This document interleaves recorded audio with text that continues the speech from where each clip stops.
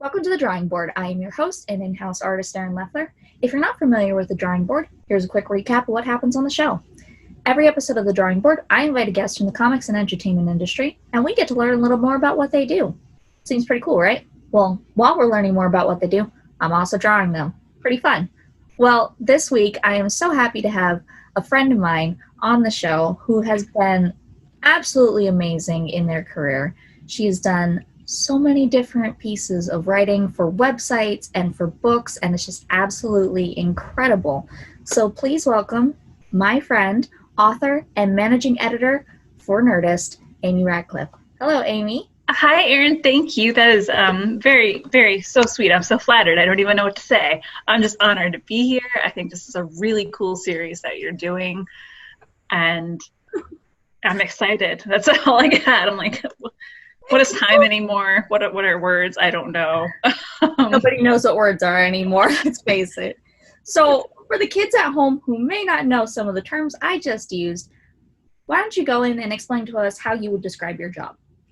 Yeah, so my job for Nerdist, I'm managing editor. So Nerdist is a pop culture website. So my job is a little bit of writing news stories, but it's also I work with a team of we have a whole editorial team of about 5 or 6 people, and we work with staff writers and freelancers to assign stories to I use analytics a lot to see like what our readers are into, and it also has a social media component, right? Because a lot of social media drives traffic to the website. So I'm not an expert at all, and we have a marketing coordinator that does our social media wonderfully, but it's definitely like something I have to think about. So then it's managing schedules too and tracking assignments. So it really means I get to write and be creative and brainstorm ideas and work with other writers on their ideas, but I also get to use spreadsheets which I love to organize things. So it's a good combination, like to use both sides of my brain too. And I hope kids know that's a possibility. You can be, sometimes people are like, you can only be creative or you can only, be organized and like numbers, but you can do both, and they come together really nicely in a lot of positions, especially like positions like editors or even in project management. I always look for things where I can blend. Even when I write books, I love to use spreadsheets to organize. So you can bring it all together. That was a long answer. No, that was good, and that sounds like that's a lot of work. I stay busy. I get through my to-do list some days more than others, especially depending, a lot of what we do is dependent on just kind of what news is happening in the entertainment world. So if it's a day where there's a lot of news, of course, news in our world being like if another Marvel movie is announced or if a new Star Wars director is announced, things like that can take up more of the day. And something I really like that we do in Nerdist is, we do write up that like news, like, hey, so-and-so got cast in this movie you're excited to see, but we also try to work with our writers and our freelance pool to do like deep dives, and just more thoughtful analysis of, but what characters could be, a couple of our staff writers have incredible comic book knowledge, and they can go back and be like, okay, Cheetah, who's going to be Wonder Woman 1984. Let me do a primer on this character, and let's talk about how like she could appear in the movie and what she could be doing. So we try to do a balance of those kind of things and reviews and think pieces. So it never gets dull. Let's put it that way. Well, that's a really cool look on something that we often take for granted because news comes out all the time, it seems, but we never think about the people behind it. Yeah, it's a constant. I mean, there are other sites that cover even more news like IGN, and of course you have like Variety and Hollywood Reporter that keep up with all of the entertainment, like movie news. So I kind of like that we have our little corner of entertainment, which is very focused on pop culture and genre stuff and video games too, so, but it can be like, it's a lot of discussions about like, but if we cover this, do we cover this? Does it make sense to cover both? So we're not trying to get up 5,000 articles today. We want to publish a lot, but we want it to be meaningful to our readers. So it's always a journey to kind of figure out what they like and what they respond to. Well, that is super cool. Now, how long have you been doing this job? Because it seems like that's a lot to take on. Yeah, I've been doing it. So I started writing and just being a freelance entertainment reporter. I started my own blog in 2009. Yeah, I was like, when? Forever ago. Um, and it's fun. I did that for a while until, I had a job at the time in pet food while I was doing that. So I had a day job, and I worked on my blog in the evenings and at night, and just tried to practice doing interviews and reviews. And I came to that pretty late in life because I didn't know what I wanted to be. When I grew up till I was almost 30, and even still, that's always a question I revisit. Like, what am I going to do next? Is this where I'm meant to be? Anyway, so I started getting enough paying writing work to eventually leave my pet food job. Then I did that full time for a while, and Nerdist is a site that I have freelanced for since 2014. Wow. And yeah, so I was like, oh, it's been a long time. And then I think I got brought in, they hired me, still freelance, but brought me in as an associate editor in 2017. So I kind of got to, go behind the scenes and get a feel for how all that worked, and then moved into managing editor. So it's been a good path with a lot of just like saying yes, and I'll be like, I'll figure it out later, and learning as I go. That is super cool. Now, you mentioned that you had a day job before when you first started out. How important do you think it is for kids to understand that it's okay to do something, on the side? Yeah, I think it's so important. And, it kind of goes both ways, because even now, I work Nerdist full time, and that's my full time job, but I write books, and that's kind of, so in some ways now Nerdist is my day job that I love, but I also still have my side projects because, I'm thankful to have a full time position where, I freelanced. So I was self-employed for, I think, about 3 years. And that's fun, but it's hard work. As I'm sure you've experienced, like, it's a lot of hustle. It's a lot of putting yourself out there, and it's certainly possible. And I did okay, but with a freelance job back when I was in pet food, I had stability. I knew I made enough money to pay my rent. I had health insurance, which is really important and has become more important the older I've gotten. But it's okay, like, to, if you're passionate about something and you want to try it out, do it on your own. Don't wait for anyone else to say it's okay, and work on it when you can. I would not recommend doing what I did, which is I was so excited about my blog that I would pour, I don't know, so many hours into it each week, which was ultimately good, but I was also working like 50, 60 hours at my day job. Wow. Yeah, ultimately I stressed myself out. I learned a lot about anxiety and things so maybe don't go that hard. Do what you're comfortable with, but putting in just like, an hour a day at something you love, or some time on the weekend, is totally awesome. And still, it doesn't mean it's any less professional or any less real, if that makes sense. That is really good to know. That's something that I feel a lot gets misconstrued within the industry, that if you're not dedicating all your time to it, that you're any less a professional than somebody else. So Yeah. You can do multiple things at a time and still act very professional with your job. That's really good to know. Yes. So for you, everybody has some inspiration when they're growing up that makes them immediately go, I want to do that. I want to be like that person. So for you, when you were growing up, because it seems like you like writing a lot, doesn't matter if it's news, whether it's writing books, you just seem to love writing. So for you, what inspired you to write growing up? What made you like, this is what I want to do for a living? Oh man, it was a journey to get to that, because it's not something I really let myself believe I wanted. That was like an acceptable thing to do until I was almost 30. So that's a good lesson in it too. If it's something you enjoy, you can do it. Don't let I know sometimes we have influences in our life that say like, but what if you went to college and got this degree or this thing? And I did go to college and eventually got a degree that I have not used. So, because I just felt pressured to do it. But I always loved reading. I was always, I very much related to Belle when Beauty and the Beast came out, because I always that kid with a nose, always had my nose in a book. On the school bus, or from a very rural town. So I spent a fair amount of time riding the bus to and from school. And now, interestingly, I can't read when I'm in a car anymore. But I loved it when I was little.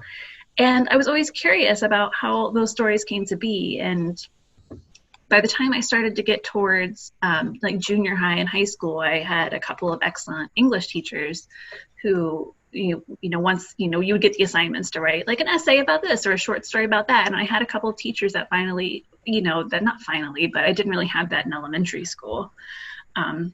Who's like, hey, like, you seem like you really like this and you're good at it. Like, let's keep learning and let's keep exploring it. And they encouraged me, which was hugely helpful. And I wrote, I remember my high school English teacher, Mrs. Guthrie, was just so positive and so wonderful about those things. And when I would write short stories, she would always like take extra time to give me feedback. And that's hugely valuable. But I still didn't really think that could be a job, I guess. And it took, when blogging started to become more popular, I initially thought, well, like maybe I could do travel and food. I like those things, but when I wrote about those things, it just didn't click the right way. And I got into the Clone Wars. I had been watching Battlestar Galactica and Stargate SG-1, which are communities I really found on LiveJournal. I really want to date myself. But by writing about those things, I found my voice, because you find your voice by finding the things you're excited to write about and just practicing. So when I started my Geek with Curves blog, which was my personal nerd out blog, that's when things fell into place. But yeah, I was, I think, 29 by the time I'm like, oh, this is a thing I can actually do.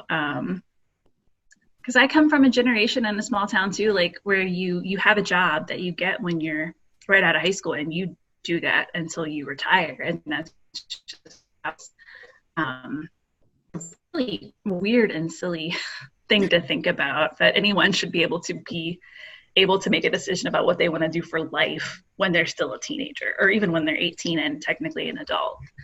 So that was a rambling answer, so it took me a while, but that's okay. I got to writing eventually. It's a good answer. I love the ones that are longer and drawn out, because we get to learn a lot more about the process, and I think that's such a good thing to know, especially if you want to get into the industry. For you though, you've done so many really cool articles and everything. You've written books. It's like super duper neat, but there's got to be some challenges that come along with it. I can't imagine that it's easy. No. But for you, what do you think the most challenging thing is about working the way that you do? Anything I'm writing, whether it's an article, unless it's like a quick news piece like that I can just jump into and like, yes, here are the facts, XYZ, done. But if I'm writing any sort of longer feature or a book or a short story, it's just the fear of starting. Like the fear of the blank page is really hard for me, and outlines help me a lot. But I've only realized that in the past like year and a half or so, where even if it's not like a detailed outline, like if I'm writing a feature piece for Nerdist, and I know like, okay, I'm targeting like 800 words, and for me that's usually about 8 paragraphs. Even if I write like, okay, this is the subject of each paragraph, basically this is what I'm going to touch on, it helps tremendously. But I have to remind myself of that literally every time I sit down to start a project, that like it just feels like it's the first time, and then I get to that point where I'm like, Amy, you've done this before. You know that outlines help you. Just start small, and then I get into it and it's fine. But it's always a weird like hurdle that I have to get over anytime I open my word processing document to write something. So it doesn't just come like that with writing. It takes time, doesn't it? It takes time, and it just takes being thoughtful. I know it's not like that for everyone, but I always like have to just like work myself up to it. And then with a subject I'm passionate about, which is what I'm hopefully writing about, once I get into it, it kind of starts flowing more, depending on what the topic is and how much I have to hit pause and go look at the internet for research, and then get distracted by something else on the internet while I'm looking at research, which has happened. So I've gotten the habit too, like if I'm on a tight deadline, like I'll do my research at the front, and then I disconnect my Wi-Fi and hide my phone from myself in another room, and put that on do not disturb. And that helps. That is really smart, though, especially because the internet can be so full of things that we know and love, and it gets very distracting easy. Yes, it's easy to fall down rabbit holes. Serious question here. I love asking this one. Everybody has so many different answers to this. We're all a fan of something. We all nerd out and geek out about something because that's just how it is for people. So for you, what is that thing or things that make you kind of go like, I love this? It definitely, I have a couple of things. Definitely Star Wars is one of them, and has been for since about Clone Wars. So just since it's about 2008, that's another thing I came to pretty relatively late in life. I didn't see the movies until I was a teenager, until I was in high school, and then I didn't really fall in love until the Clone Wars, and that kind of got me in, and it just makes me. It's a universe I love. It has themes I love exploring. I think there's some really wonderful touch points in Star Wars and in a lot of fiction that, yes, even though it's not happening in our galaxy and it's not exactly like the way it is in these fictional stories, you can bring elements of that into your real life and learn lessons and learn from characters. And I never think, I get really worked up about something in Star Wars. Somebody's like, it's just a story. And I'm like, but nothing really is just a story. Like, stories we read or the stories we watch on television and movies, because those are type of stories, so our video games, those can have a strong impact. So Star Wars has not only affected me in that I think it just has a tremendous message of hope, but literally too, I wouldn't be where I am if I hadn't started blogging about Clone Wars, 11 years ago. So Star Wars, plus cool lightsabers battles and space battles, and it just has so much so much fun to it, in addition to being this really serious story about light and dark. So that's a big one for me. And then Disney animated films is another one. I just, especially with having Disney Plus now, I don't have to get out my Blu-rays. So I, which is just another step now I can just put on. I put them on as backgrounds a lot. My husband doesn't like background noise as much when he works during the day, but I don't mind it. So I love putting on Beauty and the Beast, things I know and love. And then just, while you're working along, you'll catch a piece of a song you love, or you'll look up and see a gorgeous, I always get really excited about animated, the backgrounds in animated movies, because they're so pretty. And it's just I love thinking about when they go to create for these movies, that they think about every detail. So of course this tree has this color leaf, right? They just, the Sleeping Beauty backgrounds, even going back to that movie, they're so great. So, and those movies, it just, because there are so many animated films too, I like that you can really tailor which one you want to watch to your current mood. Because there are so many choices. So I go to Beauty and the Beast a lot. Tangled is always a go-to. Right, Sleeping Beauty I love. I tried to rewatch Fox and the Hound recently because I loved that when I was a child, but as an adult, it is too much emotion, and I couldn't. Well, that one's a bit sad. Yeah, I couldn't. I was like, why did I love this when I was very young? I guess because cute animals, and I just blocked out the rest. Reeled us in with the cute animals, and they hurt us as adults with the emotions. Yes, it's pretty rude of them. No, I love going back to Disney animated films. That is super cool, and that's actually something we share in common. I do the same thing when I work. I put on the Disney animated films in the background because it totally helps kind of get that creative juice flowing, seeing all these different things that were created. I love that. I can't even imagine, especially from an artist perspective, what a treasure trove of inspiration. Now, a lot of people, when they write, because I have had a couple writers on so far, have attributed their writing style to a specific author that they read growing up, to a specific person who was a public speaker that they heard growing up. For you, do you find that you've incorporated somebody's work that you've loved into how you write today? Definitely, and I feel like it kind of, changes a little depending on what I'm reading currently. So a recent example is I've been devouring the Witcher books by Andrzej Sapkowski, I believe is how you pronounce it. And his prose, I read a lot of fantasy. I love fantasy books. I especially love YA fantasy books that just is a tone, like it always hits me. And they often have like really cool, multifaceted female characters in the lead, which I appreciate. The Witcher, though, obviously a little different and written for adults, but his prose, fantasy books can get really bogged down in too many details, I think, sometimes, and kind of get drawn out and boring. But his prose is very rich, but it's also very direct. It's not flowery, but he still built this really expansive world, and I love how he writes.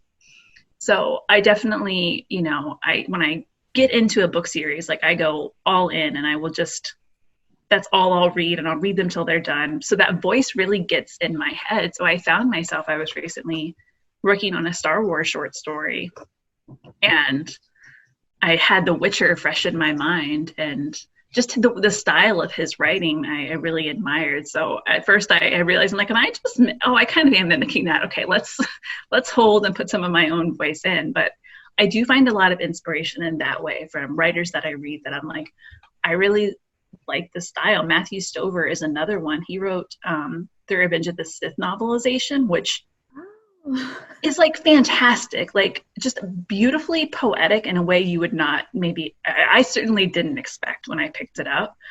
And it was like, it's such a specific way that he kind of writes out the beats of the story.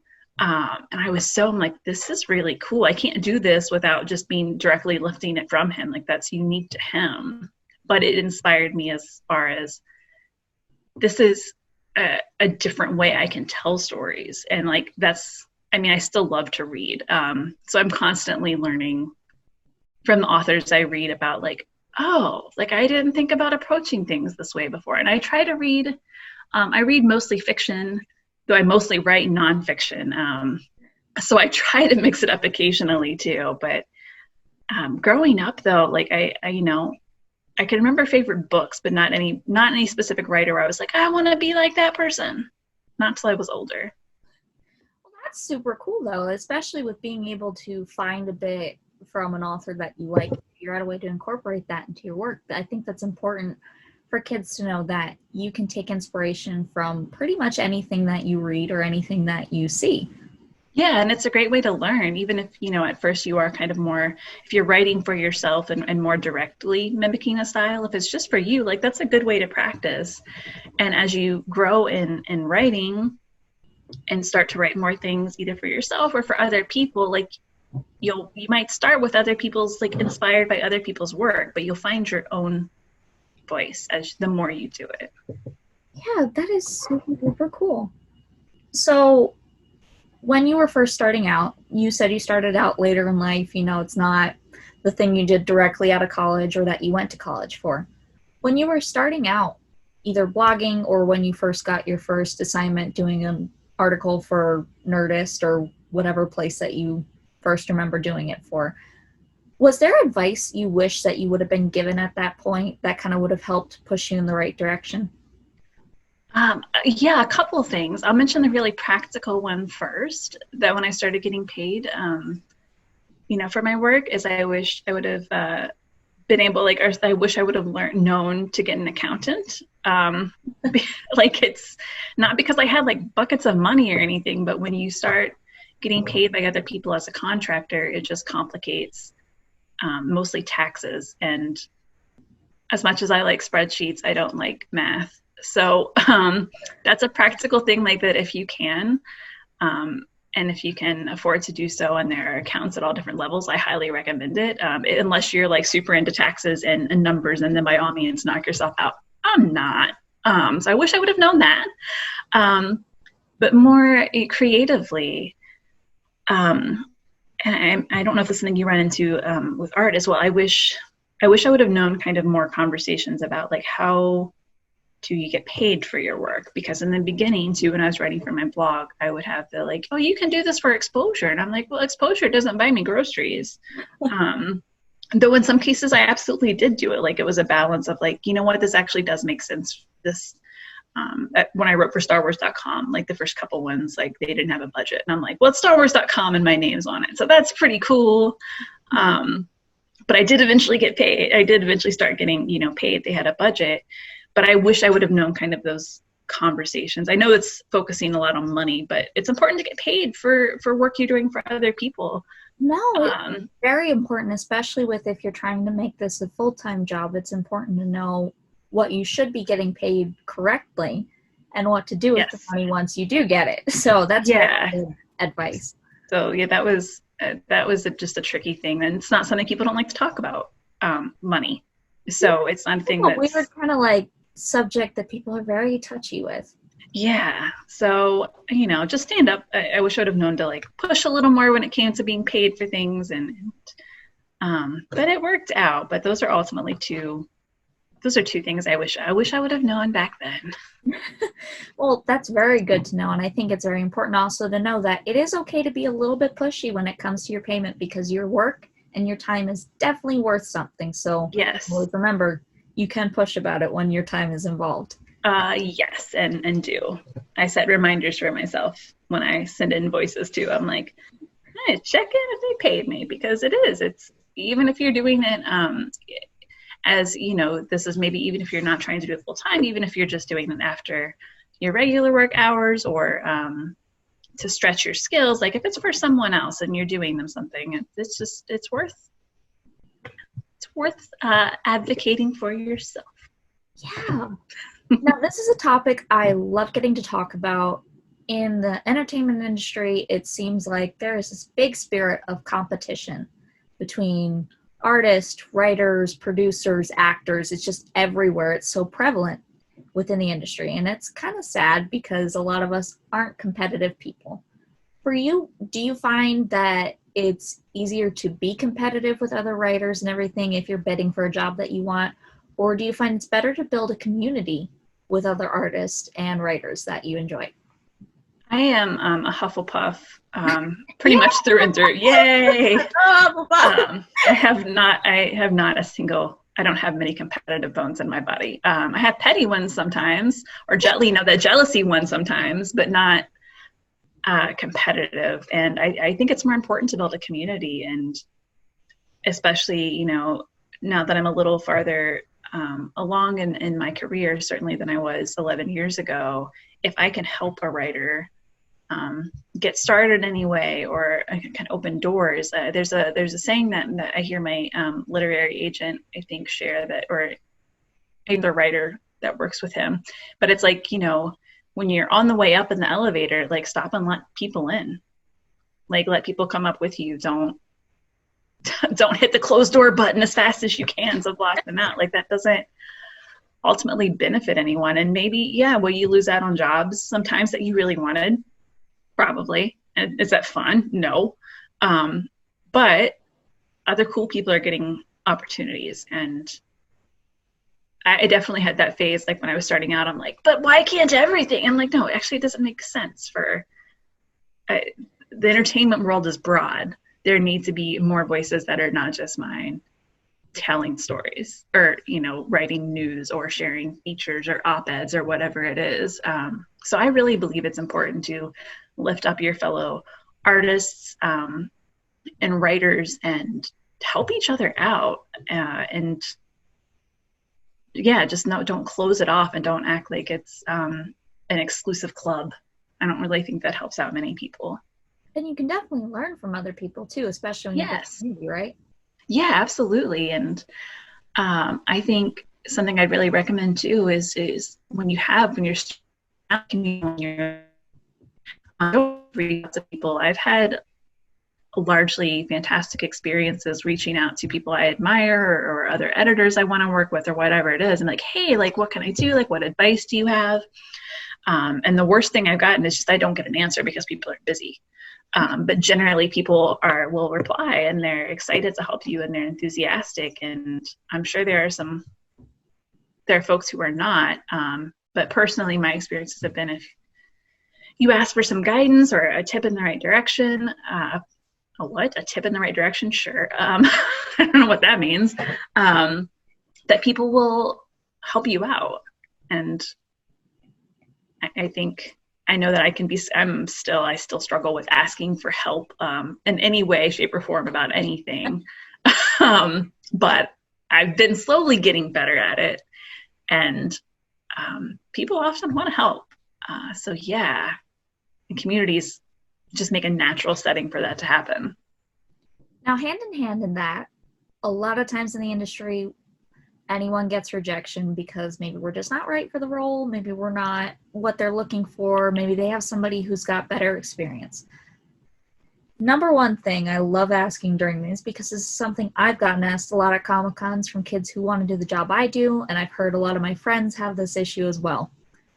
Do you think rejection is something that should be taken personally, or something that can be used as a learning experience? I kind of feel like it's a bit of both. I can say like you shouldn't take it personally, but I take it personally every time to a measure, every time I get rejected. But it is usually that knee-jerk initial reaction of like, or even just like to the point. So I'll submit a story and I get back edits on it, right? Which is very much it's part of the writing process. I'm sure it's part of the artist process. And when I open up the document, I'm like, there are so many red lines and so many comments. And I'm like, why can't I write? Why do you hate my work? Why did you hire me? So I had that initial like despair stage and being like, it's all about me. But then I calm down.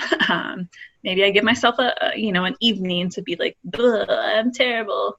But then you review the edits and something like that, I'm like, no, my editor's actually helping me and making really good points, and I'm learning from this process.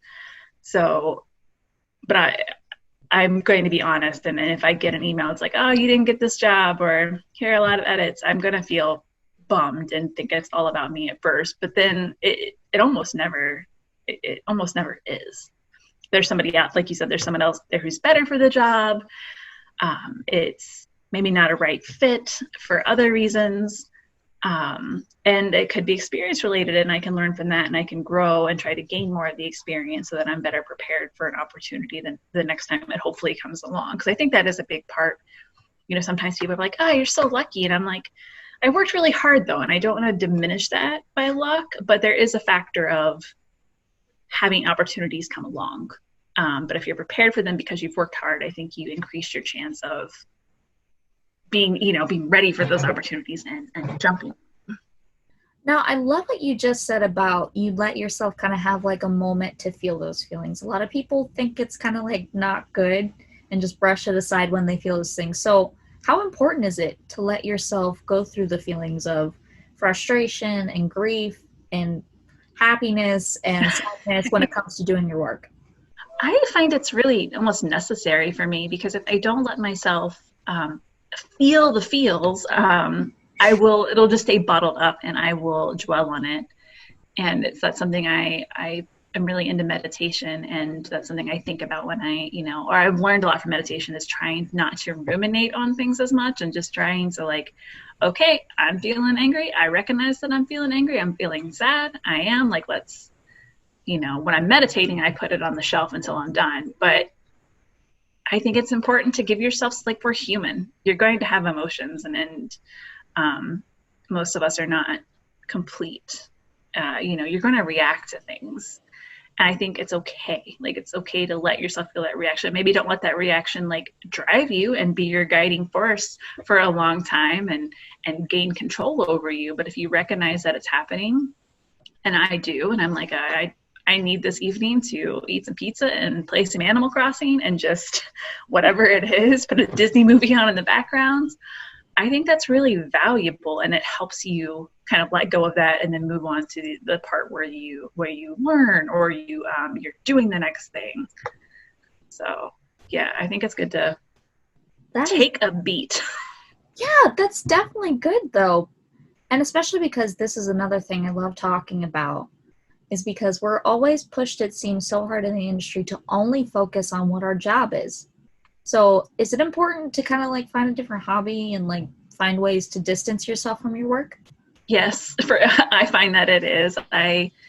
Especially, I've just gotten through a phase this year. I just have been blessed with opportunities, and I've written 3 books and a short story, and I'm so grateful to have done that. But I definitely tiptoed towards getting burned out, and being burned out, like I've been there before. And once you get to that stage and you're just kind of tired and stressed and an empty like shell, like it's hard to be like, why do I want to do this? Like, why is this what I'm actively choosing to do with my time? So I think it's nice to find other hobbies as a release, even if there are other creative hobbies too. I like to cross stitch a lot.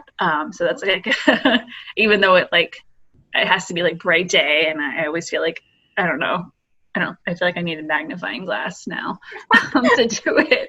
But I think it's, even if it's not another creative, even if it's playing video games, taking walks, anything it is. But I found that if I can balance my writing and just with some other hobbies that I've really been into baking cookies recently, which is so fun.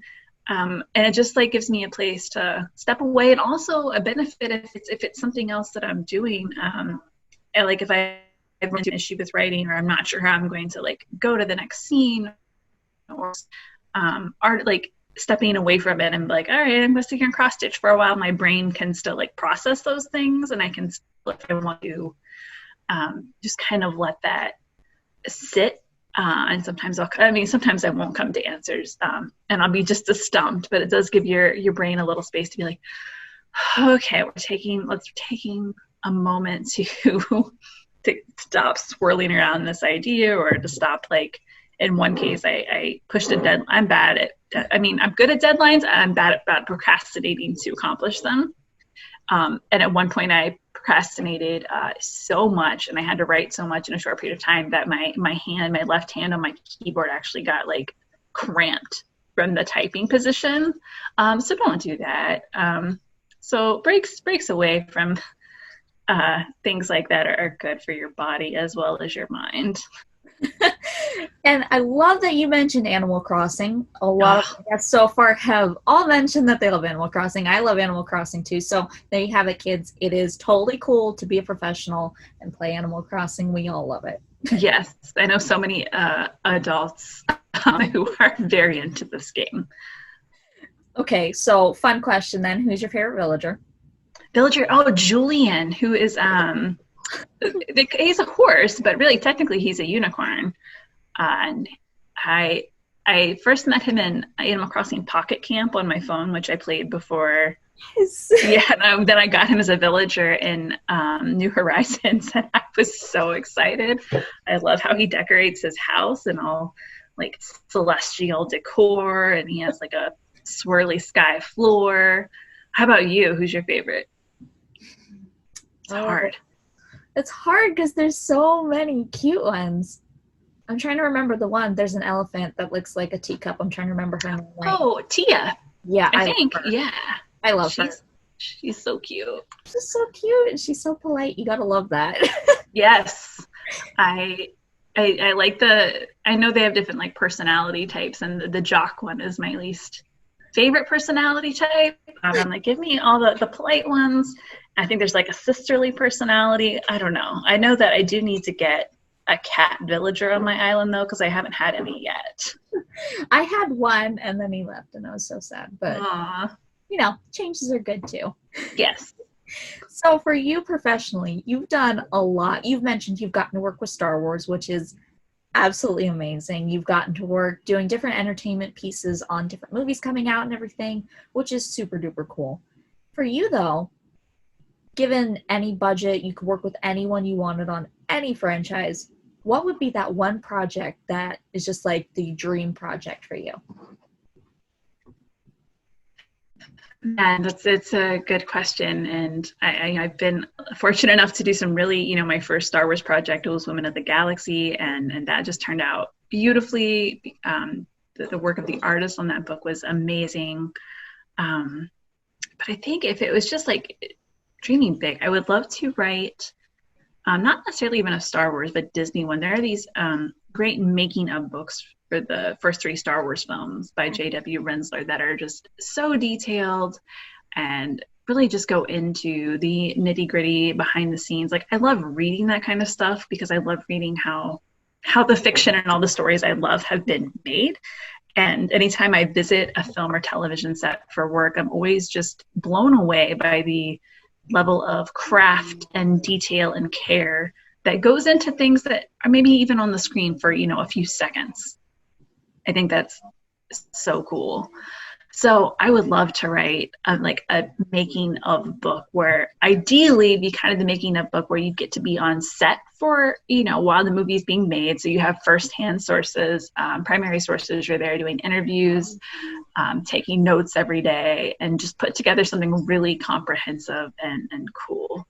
But I'm not even super, if it was a Star Wars movie, cool. Disney, like I was going to say Disney animation, that's not how that would work. They don't have sets with with live action. Like something like Nightmare Before Christmas where it's stop animation. Yeah, exactly. So I think something like that would be a dream to do one day. Now I have to ask, because there are so many people that are going to be watching this that may not be familiar. You've done a lot of different stuff with Star Wars, and honestly, that just is my thing. So I'm like, yeah. So tell us a little bit about the book that you just mentioned, because I've read it. It's absolutely amazing. But for those who haven't read it, just give us a brief overview of what it was about. Thank you. Star Wars Women of the Galaxy is just, I was so happy with how that book came together. This is just me gushing about it. It's beautiful. But what it is it's a collection of profiles, basically, from about 75 female characters. And they're from the films, they're from the video games, from the comics, the books. And I mean, when I got the email about doing the book, I was just amazed, and just how, of course, how could I even say no? And then when I found out that it's not only about the women of the galaxy, but each profile, which is kind of, I tried to write rather not like an encyclopedia entry for each character, but tried to write a little about maybe some highlights about each character, some of their strengths and flaws, maybe some behind the scenes information too. And then that was paired with just gorgeous illustrations that my editor got. We worked with, my editor at Chronicle Books and we worked with 18 female and non-binary artists to create over 100, I think it is, illustrations. And I love, love, love that Lucasfilm, of course, the characters, like Leia looks like Leia, but they really let the artists work in their own individual style, which doesn't always happen with properties like that. So once I started seeing the art pages come in too, it's characters like you've never seen them before. And I love reading the Star Wars books. And for a couple of characters who have only been in the books, it was the first time we'd ever seen them brought to life. So it was a really special, a special project to be my first book. I feel like I couldn't have picked anything more cool and exciting. And I just had it was, a struggle to write just because it was my first book and I was learning, and it was a different type of book than Lucasfilm had done before, or Chronicle Books. So there was a lot of figuring out the tone and the right way to approach things. So it was a challenge from that angle, but it's I'd spent so much time hanging out with really cool ladies in Star Wars in my head, and that was pretty amazing. That sounds so cool. And if you have the chance to read it, I highly suggest going out and finding it. You will not be disappointed. It's a gorgeous illustrated book. Like you said, there's so many beautiful illustrations in there. My mind was blown. I found such inspiration from seeing all these different versions of these characters. It was just so incredible. Now, you had just announced that you're writing for Star Wars. So tell us a little bit about that project. How excited were you for that? When's it coming out? That fun sort of stuff. Yeah, so I just got to announce The Jedi Mind, it's illustrated by Christina Chung, who also contributed to Women of the Galaxy. So it was super cool to be working with her again. And that came of, mindfulness and meditation is something, I'm a very anxious person. I worry a lot, and I've definitely had, issues with anxiety attacks, and just I learned a lot in my early 30s about like how much stress and anxiety can physically affect your body, and it's not great. So I'm always looking for ways to cope with that. And meditation has just worked so well for me. Taking a moment to pause, and through meditation, I learned more about just practicing mindfulness, which I know sometimes people can dismiss it as being like a woo-woo thing or like a not real thing, but it's this clinically, there are studies that prove that mindfulness helps people with stress and with health issues sometimes, and it's just about being in the moment. Anyway, when I was meditate, I thought about Qui-Gon meditating or stopping to meditate when he was battling Darth Maul in The Phantom Menace. It's always been a strong image for me. And then was thinking more too, like, well, it's not just Qui-Gon. Like, think about Chirrut in Rogue One saying, I am the Force is with me, like as kind of like a mantra almost. There are a lot of things within the Force and the Jedi that kind of connect to, even though they don't have like mindfulness in their world, right? They don't have like yoga or anything, not by that name, at least in Star Wars. Things from, like, I can connect a lot of things in Star Wars, just generally to real life, but especially I'm like, this is kind of a natural fit for mindfulness. So my editor and I really brainstormed on how we can make the book unique and how we could try to make it more practical. So we talked, we took quotes. I dug through my treasure trove. I love keeping quotes anyway, like keeping like quotes I love, like notes about them. And really dug into the Star Wars ones about the Force, or maybe from the Jedi, or from people like Chirrut who believe in the Force who aren't necessarily Force users, and looked at like, okay, how can we pair these with a real life brief mindfulness exercise? And then we have like about half of them of the practices in the book are illustrated by Christina, and I think my goal is hopefully that it will be a book that if anybody's curious about mindfulness and what it is, and they like Star Wars, like it'll be a good entry point into that field. Like, it's a vast world, and you can dive into a ton of mindfulness books. I certainly did as I was researching.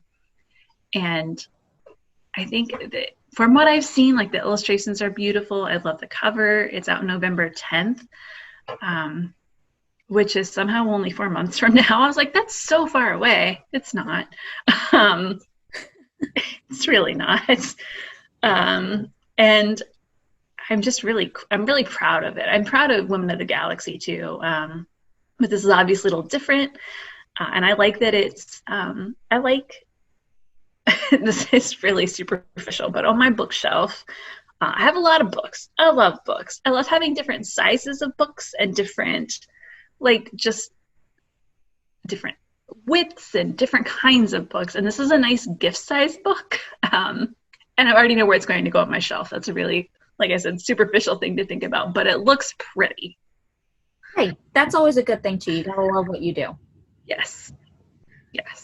Okay, so one last question before I show you the final product of what was going on while you were talking. For kids out there who are interested in doing something similar to you and to doing the same type of job for you, what is the one thing you want them to take away from this? What's the one thing you want them to keep in mind? Keep in mind that it's never, please don't feel pressured to figure out what you need your life to be when you're 18. And if you're interested in creative things at that age, don't let go of them, even if you can't pursue them right away. Be open-minded. But overall, like, that all comes together. It's like, it's never too late to do a creative thing you want to do. It's never too late to start a blog, to start sharing fan art, to whatever it is. It doesn't matter your age. Just do it and try it out and see what happens. Nice. That is really, really good advice. And I think that's very important for kids to remember. Okay, yes. Here comes the fun part. Now I get to show you what I was able to do while you were talking. So let's see if I can get this up there without dropping it this time. Oh my gosh, I love it so much. That's so beautiful. But, close enough. Yes. No, plus they have a reflection on them. I don't actually usually wear them. It's just when I've been working from home during this time, I'm like, why am I putting in contacts? No. Hey, whatever makes it easiest during quarantine is always better.